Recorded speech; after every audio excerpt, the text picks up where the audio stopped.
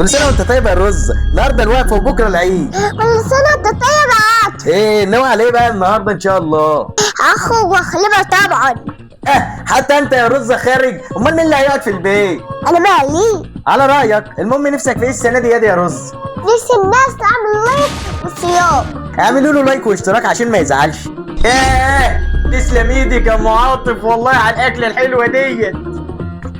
على ايه يا اخويا؟ ده انت تؤمر اخش انشر للعيال. يا سلام بقى لو كوبايه شاي كده من ايدك الحلوين عشان نهضم كده حلو. شاي؟ شاي. الشاي اللي هنا خلص يا اخويا. انزل اشرب الشاي مع اصحابك على القهوه.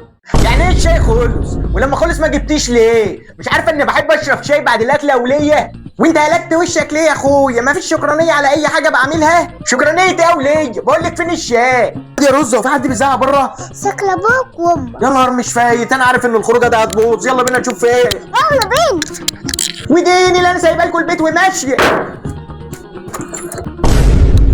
ما في داهيه، انتوا كل يوم تفرجوا عليا العماره. ايه ده بس يا حاج؟ حصل ايه كل ده؟ وانت مالك انت يا؟ طب انا مالي؟ خش يا هات جردل وشرشوبه من جوه. هي فاكره الدنيا هتقف عليها ولا ايه؟ ده انا ابو عاطف. جردل وشرشوبه لمين؟ ليكوا يا.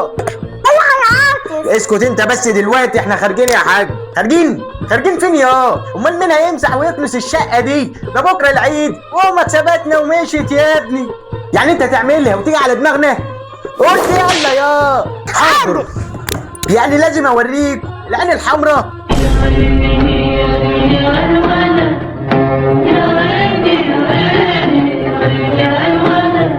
الواد ابو قلبي الليل صبح غير الولد ضعيف. الله ينور يا رجال، هو دي الكلام المظبوط. انا تعبان يا رزة. وانا كمان. ايه دي يا؟ انتوا نايمين ليه؟ في ايه تاني؟